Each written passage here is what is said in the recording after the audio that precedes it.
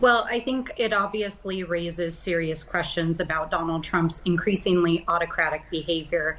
We warned early on, and Donald Trump himself said he wanted to be a dictator on day one, and we're seeing just an absolute hostile takeover from within of the Justice Department.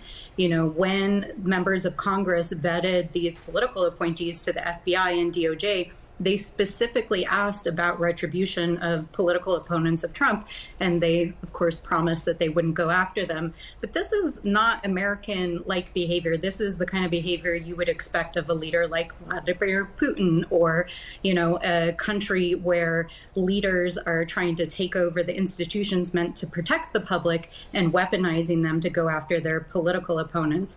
But at the end of the day, this is also a distraction from Donald Trump's own legal issues, his own political issues, the Epstein files, the fact that the economy is in free fall, and the fact that he basically is historically unpopular as a president, and the domestic policies that he just passed in the big ugly bill are deeply unpopular and going to lose the midterm elections for him.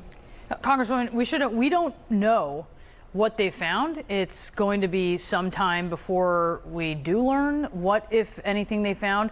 But this was a court-authorized search, 2 different judges for Bolton's house and his office. What do you make of that? Obviously the law should be pursued if there is a legitimate legal reason to go after somebody who has broken the law. And so we'll see what surfaces. But what I can say is that what this looks like is gangster behavior.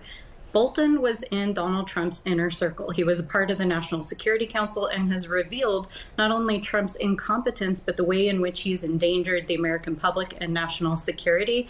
And Donald Trump has been trying to go after him to silence him for several years now. And so if there is a legitimate legal question regarding disclosure of classified materials, obviously that should be prosecuted, but that's not what this looks like.